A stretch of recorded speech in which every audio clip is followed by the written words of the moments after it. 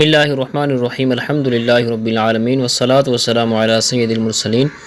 سامعین کرام، ہمارا عربک گرامر سیریز کا جو کورس ہے وہ جاری ہے۔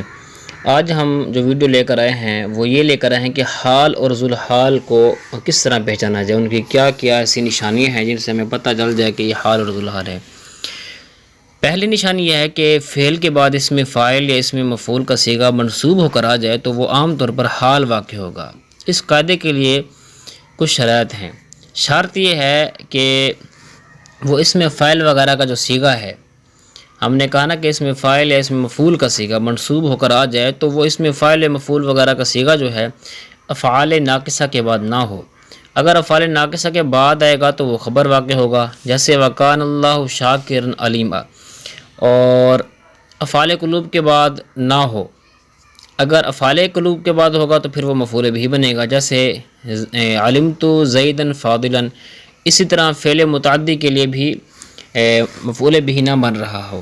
تو اگر یہ تین شرطیں اس میں پائی جائیں تو اس صورت میں وہ حال واقع ہوگا۔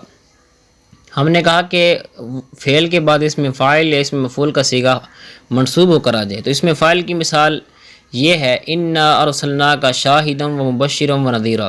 اب یہاں پر شاہد جو ہے اور مبشر اور نذیر یہ آپس میں جو ہے یہ حال بن رہے ہیں۔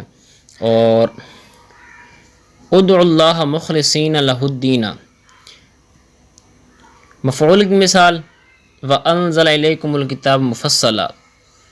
دوسری علامت حال اور ذوالحال کو پہچاننے کی یہ ہے کہ من بیانیہ کا ماقبل معرفہ ہو تو یہ معرفہ ذوالحال، اور من بیانیہ بما اپنے مدخول ظرف مستقر کے مقام میں اس سے حال واقع ہوگا، جیسے مثال اس کی فاجتنبوا الرجس من الاوثان۔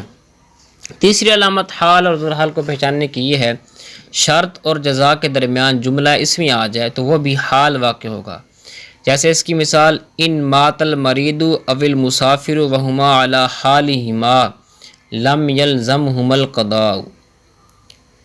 چوتھی علامت حال اور ذوالحال کو پہچاننے کی یہ ہے کہ وحدہ کا لفظ جہاں بھی آ جائے تو بطویل منفردن ہمیشہ وہ حال واقع ہوگا اور ماقبل اس کا ذوالحال ہوگا، جیسے اس کی مثال ہے من رآ ہلال رمضان وحدہ صام۔ یہاں پر وحدہ جو ہے یہ حال واقع ہوگا، اور وحدہ جہاں پر بھی آ جائے گا تو یہ ہمیشہ حال ہی واقع ہوگا۔